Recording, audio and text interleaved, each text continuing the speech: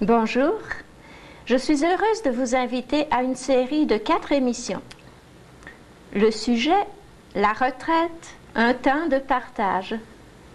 Un beau sujet, n'est-ce pas? Nos invités, des personnes retraitées, bien entendu, mais retraitées entre guillemets parce que très actifs, puis très actifs dans le sens du partage aussi. Des retraités du domaine de l'enseignement, Madeleine Roy, Jean-Marc Denomé, qui ont un sujet, qui ont trouvé une façon de partager leur temps disponible dans leurs priorités, dans les choses qu'ils aiment, dans les choses qu'ils ont faites une grande partie de leur vie aussi. Je suis heureuse de vous les présenter. Nous allons passer la prochaine demi-heure en leur compagnie. Madame Roy, Monsieur Denomé, une retraite heureuse, une retraite active, une retraite dans le sens du partage. Et débordante. Débordante. 8 ans que vous êtes à la retraite. C'est en fait, il y a 8 ans, nous prenions tous les deux notre retraite.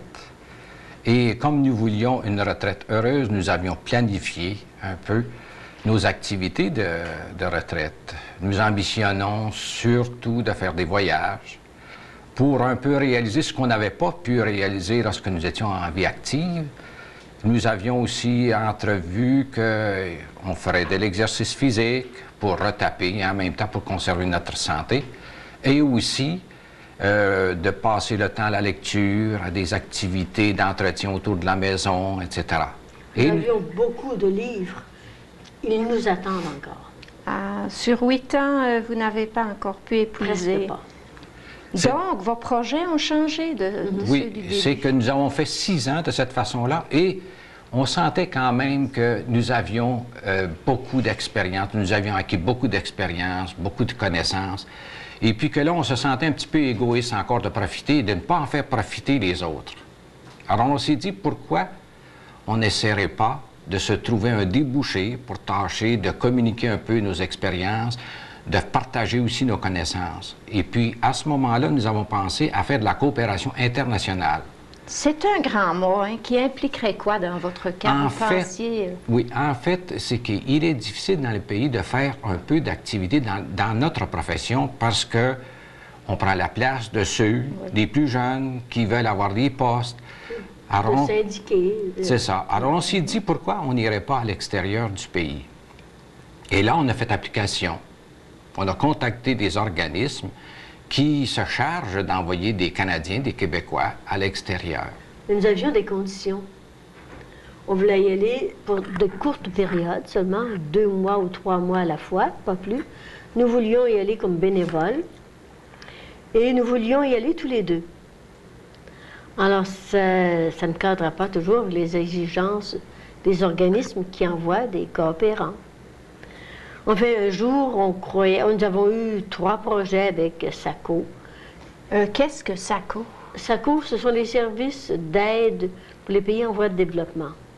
C'est surtout des retraités qui y vont aussi comme bénévoles. On paie leurs dépenses de voyage et de séjour. Mais avec SACO, surtout, nous en avions un projet qui nous tenait bien à cœur. C'était en Bolivie. On devait aller aider à mettre sur pied une université privée.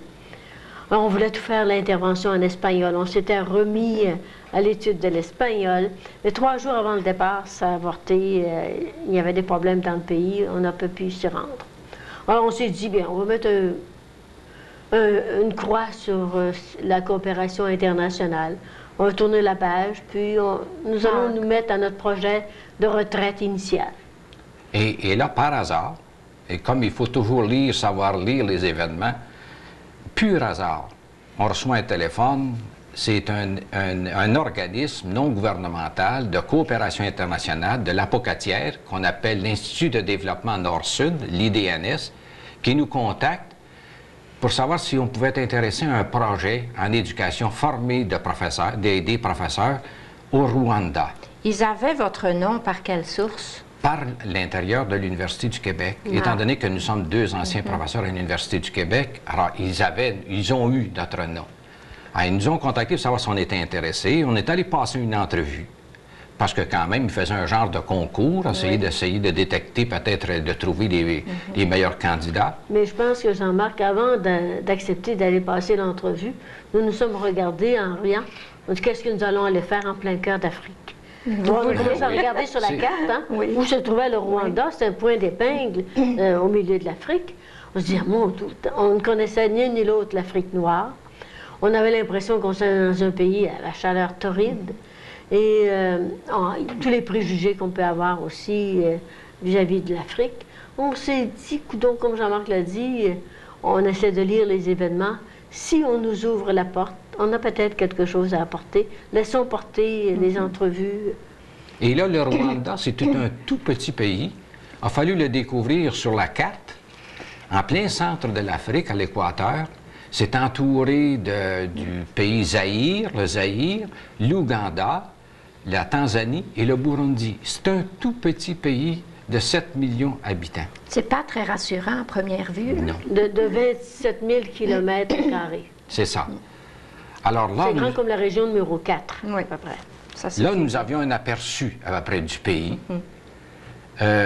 Ensuite, on s'est informé un petit peu du projet, en quoi ça consistait le projet. Et ça, encore là, assez étonnant, ça nous collait sur la peau.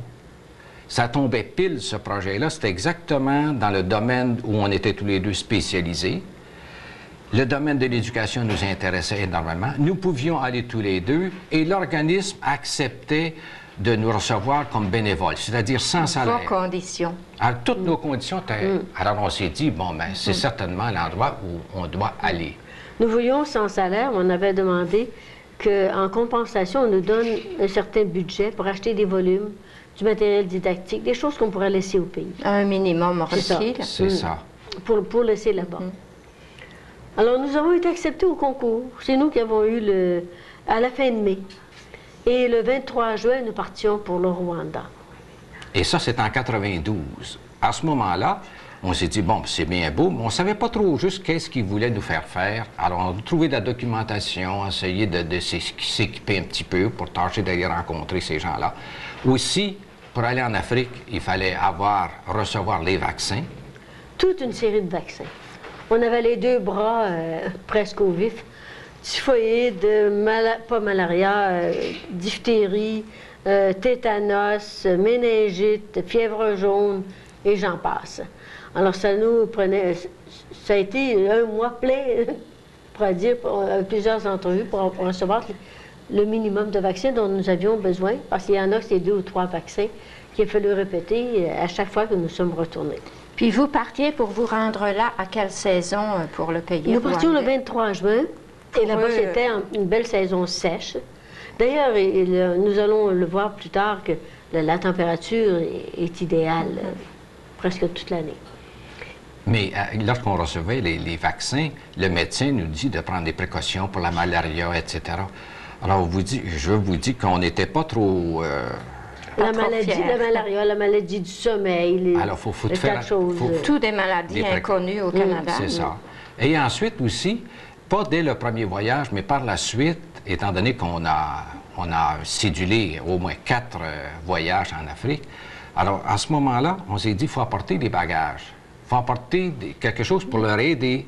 Parce qu'au départ, un peu comme nous faisions nos voyages antérieurement, on apportait juste un petit baluchon, quelque chose, et puis on revenait avec ça. Mais là, on s'est aperçu des besoins. Et on a eu la chance d'avoir de l'aide, de la collaboration et du petit séminaire Saint-Joseph de Trois-Rivières qui nous a donné des volumes, du matériel pédagogique, aussi du... L'évêché, le chanoine Gay qui venait de fermer une librairie, la librairie du centre, qui nous a donné un tas de choses. Il y a aussi, cette fois-ci, nous partons avec beaucoup de linge usagé que l'ouvroir de Saint-Odilon nous a donné. Mais votre premier voyage, vous aviez eu le temps de vous mettre en communication avec les gens là-bas? Quels sont vos besoins? Très peu, parce que les communications ne sont quand même pas faciles. On communiquait par téléx avec le bureau de l'IDNS là-bas. Mais tout ce que nous savions, c'est que nous devions leur donner une session à ce moment-là, afin de rendre leur enseignement concret et dynamique. C'était tout. C'était maigre. Alors, nous étions conscients en nous préparant que nous n'avions pas quelque chose qui pourrait peut-être nécessairement répondre à leurs besoins. Alors, on s'est dit, sur place, on étudiera les problèmes et on s'adaptera. Mais il faut dire que notre but, c'était d'aller leur aider, mais de rencontrer leurs besoins. Pas leur imposer des choses que nous faisions ici, mais d'essayer d'aller voir ce dont ils avaient besoin, ce qu'ils attendaient de nous. Alors, ça ne nous inquiétait pas trop. On s'est dit, on se débrouillera, mais quand même, il fallait préparer, au plan de la pédagogie, quand même, Réunir nos idées. Réunir nos idées, puis faire des plans un peu de la session. Parce qu'on ne partait pas avec un volume où tout était dedans. Ouais. On voulait vraiment... on ne voulait pas leur apporter nos méthodes, nos façons de faire, mais bâtir avec eux une pédagogie, selon leurs besoins, leurs traditions, leur culture et le reste. Alors, nous sommes partis le 23 juin. C'est un voyage de 2 nuits sur l'avion. Vous m'avez dit, je pense, devoir faire escale à Paris. Oui. Et puis, nous partons le soir d'ici, de Montréal, de Mirabel. Nous arrivons le matin à Paris. Et le soir, vers minuit moins 5, nous repartons. Nous prenons l'avion pour Kigali, pour le Rwanda, avec une escale en Nairobi. Pas en Nairobi, au Kenya. En Nairobi. D'une heure. Mais le voyage dure 6 heures pour Paris. On se repose un peu dans la journée. Et ensuite, on reprend 11 heures. C'est un voyage de 11 heures 11 durant heures la sans nuit. escale. Il y a l'escale en Nairobi, mais la plupart du temps, il arrive souvent qu'on n'a pas le droit de descendre de l'avion. Alors, on reste sur l'avion, assis à nos places. Puis vous êtes là sur l'avion pour ce grand voyage. Quelles sont vos pensées à ce moment-là? On essaie de se figurer la première fois comment est-ce que c'est là-bas. On avait vu quelques photos, on avait appris quelques mots de la langue en Kenya, rwandais. Et nous, on s'imaginait les choses parce qu'on n'avait aucune idée de la réalité. Mais nous étions confiants. Et même sur l'avion, on essayait de voir quels étaient ceux qui venaient du Rwanda, les vrais Rwandais, pour essayer de s'informer. Effectivement, on en a rencontré quelques-uns, voir qu'est-ce que c'était, puis essayer de prendre des renseignements déjà. Oui. Mais c'est toujours une appréhension. Hein. Quand on fait un long voyage comme celui-là, il y a un peu d'éléments de fatigue, mais aussi, c'est qu'on avait hâte, de la curiosité de voir qu'est-ce que ça pouvait être. Alors, lorsqu'on atterrit à l'aéroport de Kigali... C'est un aéroport magnifique, de ligne moderne, vraiment impressionnant, avec une architecture qu'on voit dans les pays bien développés, je pense. Très belle. Même ça nous a étonnés parce qu'on s'imaginait peut-être que c'était quelque chose qui était ordinaire, mais c'est un petit peu plus que l'ordinaire. Je pense qu'ils ont fait quelque chose de spécial. Est-ce que le commerce, la vie des affaires le demande, cet aéroport? Oui, c'est le seul aéroport principal du pays. Il y a une couple de petits aéroports locaux, mais c'est là où tout le trafic aérien se fait. C'est un point, c'est un point central, tournant. Oui. Et aussi, c'est l'aéroport où les avions qui viennent vers l'Afrique, le Zaïre, pas le Zaïre, en Nairobi, l'autre, le Burundi, où les avions font escale aussi. Alors, ils doivent faire le plein d'essence, se ravitailler. Comme elle dit, il y a le transport, mais il y a aussi les touristes. Parce qu'il y a beaucoup de touristes quand même. Il y a des touristes qui vont à Nairobi, qui font des safaris, mais au Rwanda, qui viennent voir les gorilles. C'est davantage un centre qui est d'intérêt pour les touristes à ce moment-là. De sorte que je pense qu'ils ont soigné un petit peu à l'aéroport. Mais quand même, on sort de l'avion. Alors là, vous imaginez, c'est au mois de juin. On sait ici qu'il fait chaud.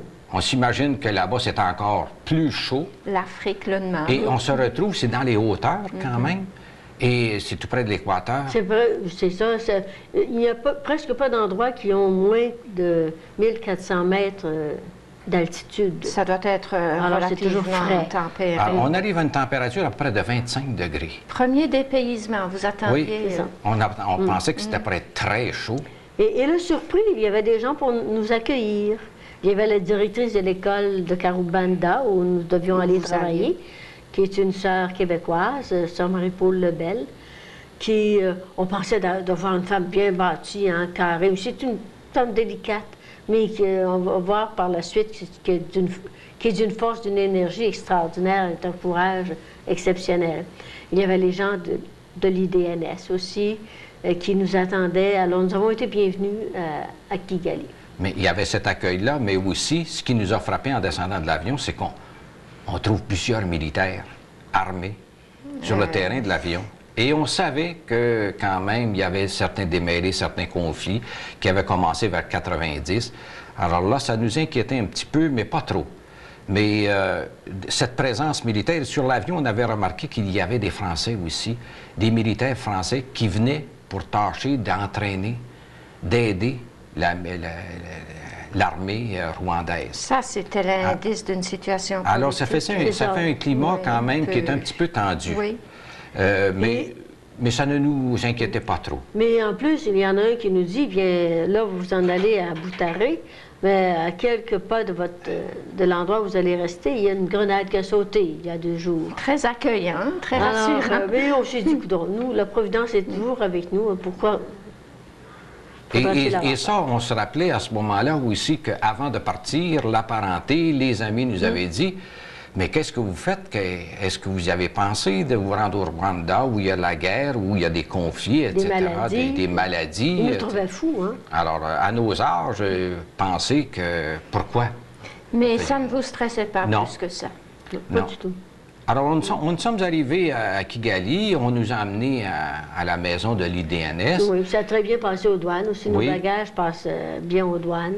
Pas trop de difficultés parce que nous sommes blancs, puis surtout quand ils savent qu'on fait de la coopération, donc on apporte des choses pour le pays, on est bien accueillis. On arrive tellement chargés, on arrive chargés comme des mulets. Et fatigués un peu. Parce que nous avons droit à chacun à 64 kilos chacun. Et nous partons jusqu'avec 140 kilos et plus, on nous laisse passer avec ça. Ça compense pour ceux qui n'ont pas de bagages. Alors quand on arrive là, on a beaucoup de choses à sortir de l'aéroport.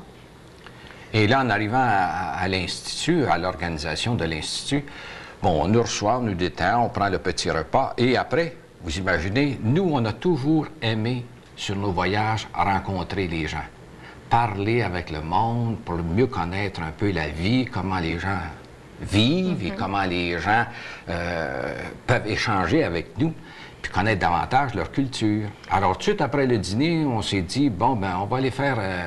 une petite promenade, une petite balade dans les environs. Là, vous êtes à Kigali. C'est ça, c'est dans la capitale. Oui. Et c'est un peu, la résidence de l'IDNS est un petit peu en dehors de la ville, alors c'est facile de passer près des maisons à pied. Alors, nous partons à pied tous les deux. Puis, à un moment donné, on rencontre un jeune couple qui avait un bébé dans les bras. Alors, je dis, mon doux, tu deviens beau tout petit. Alors, nous, on est tout petit. Oui. Ils ont dit, non, c'est pas un tout petit. Ah. Parce que les Tutsis, il y a deux ethnies principales qui se font la guerre au Rwanda, les Tutsis et les Hutus. Alors, les gens tout de suite se défendaient parce que c'est justement, c'est ceux-là qui... Ce sont les Tutsis qui faisaient le trouble aux frontières. Première heure de civilisation. On s'est rendu compte qu'il fallait faire attention à ce qu'on disait, hein, qu'on changeait de culture et qu'on ne connaissait pas grand-chose de leur culture aussi. Alors, il fallait... être aux aguets et observer beaucoup. Mais ça nous a étonné quand même de voir cette méprise. Tout de suite, nous on réagi. Hein. Tout petits. Pour eux, c'était les tout petits. Oui. Mais ils ont ri avec nous. Après ça, là, on a essayé de leur expliquer qu'il était un bel enfant, etc. Là, on s'est... Puis, on a déambulé un petit peu. Et en revenant, on a rencontré des gens qui rentraient de noces, qui s'en allaient à l'hôtel. Alors là, encore curieux comme nous sommes approchés du groupe. Et puis en arrivant, ça leur... Nous nous sommes mêlés au groupe de... Et puis, on avait quelques mots en Kenya-Rwanda qu'on avait appris ici avant de partir. Leur dit bonjour, comment ça va? Et puis, on se lançait un petit peu. Alors, les gens étaient étonnés un petit peu. Et puis, vous savez, en nous voyant, ils savent qu'on vient d'arriver. Parce qu'on prend conscience de ce que c'est que d'être une minorité visible. Et on ne peut pas la cacher, hein? Oui, des fois, j'aurais voulu être noire pour passer inaperçu. Mais je me disais, c'est ça que les Noirs vivent chez nous. Hein. Les Blancs sont très rares, donc. C'est justement... Alors, nous sommes ceux qui sont faciles à discerner, à voir. Avez-vous ressenti cette curiosité de l'autre couleur, là, quand... de la part... Cette surprise est... pas surprise parce qu'ils sont habitués de voir des Blancs, mais quand même, on se sentait étranger. On sentait qu'on n'était pas des leurs. Vous savez, on circule, puis là, les gens ils vont sortir, ils vont nous regarder, puis ils vont se tourner tant et aussi longtemps qu'on ne sera pas un peu plus loin pour essayer, j'imagine qu'ils font des commentaires, et puis ils examinent c'est qui ça, etc. Et d'ailleurs, il y a une légende. Nous avons pris un livre de contes rwandais pour encore voir quelles étaient leurs allégories. Et il y a un conte qui est une allégorie, en fait, sur le crapaud. Et un jour, l'hirondelle rencontre un crapaud, puis elle lui dit, « Si tu veux, nous allons faire un concours. Le premier qui sera rendu à tel étang aura un prix, aura gagné. » Alors le crapaud, dès que l'hirondelle était partie, il s'est dépêché à avertir le crapaud de l'étang suivant, puis lui dire d'avertir le crapaud de l'autre étang que l'hirondelle allait arriver. Et quand elle arriverait, de sortir de l'étang, de dire « Je suis rendu ». Alors l'hirondelle est arrivée au dernier étang où le concours devait se terminer. Puis le crapaud est sorti, « J'y suis ». Alors il avait gagné. Mais les nouvelles se transmettent très vite. Et là, nous étions à Kigali, à la capitale. Nous partions le lendemain pour Butare, là où nous devions travailler et demeurer. Et déjà, la nouvelle traversait les collines, les montagnes, pour rejoindre les gens de Butare, qui seraient encore pas surpris de nous voir sur la route à Butare. Concrètement, ce genre de nouvelles se transmet comment? On ne sait pas. Vous ne savez pas? On ne sait pas. Ils sont au courant de tout. Tam-tam, non. Il n'y a pas de télévision, il n'y a presque pas de radio. Non. Mais je pense que c'est le contact de l'un et de l'autre. D'abord, ils voyagent quand même dans la capitale. Puis ils marchent beaucoup. Puis ils marchent beaucoup. Puis là, ils rencontrent les amis. Et ils parlent beaucoup entre eux. Ils échangent beaucoup. Ça doit être. Et puis, je pense qu'il y a une certaine curiosité, eux autres, qui... Les nouvelles, sur les nouvelles. Les nouvelles. Parce que vous étiez une curiosité, finalement, en arrivant. Oui, parce que dans nos séjours, on a toujours constaté qu'ils étaient au courant, puis ils étaient contents de nous voir, puis ils nous replaçaient exactement à tel endroit. On vient. Ah oui, nettement. Alors, toujours que nous, on était de passage à Kigali, dans la capitale, on allait travailler à Butare, qui est une ville à 90 km de là.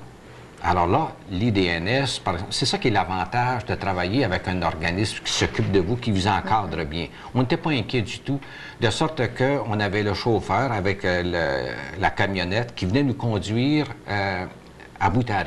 Et d'ailleurs, il faut dire aussi qu'avec un organisme comme ça, nous partons toujours avec des assurances.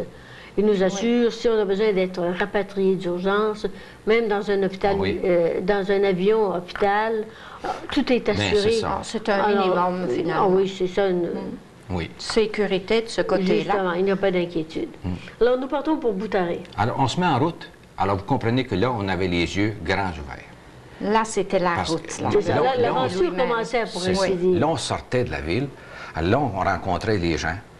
C'est une route asphaltée, quand même, qui relie les principales villes dans le pays. Mais c'est une route qui est serpentante, qui est enlacée, qui circule dans les collines. Parce que là-bas, c'est le pays aux 1000 collines.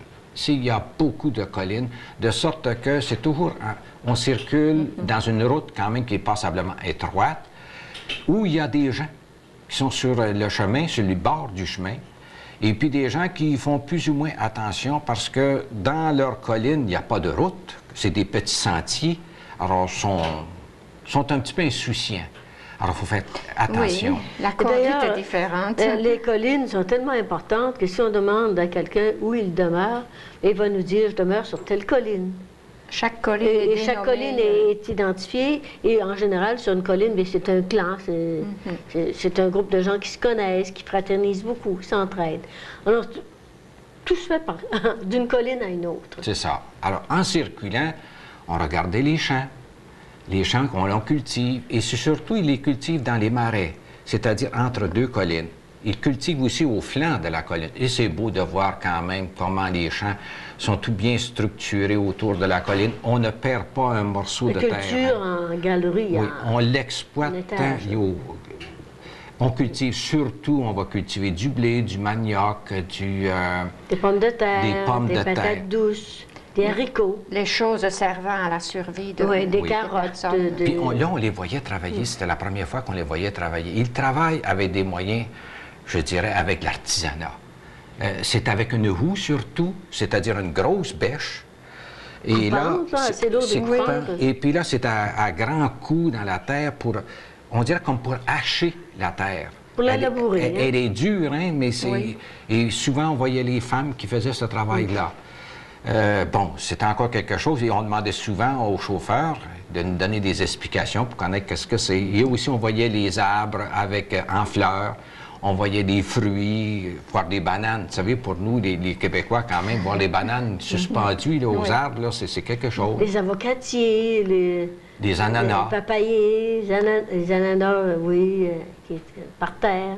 Ça répondait à votre image un peu de En fait, pour nous, on C'est ça. arrivait un peu dans un paradis terrestre. C'est une verdure là, magnifique, avec des fleurs partout.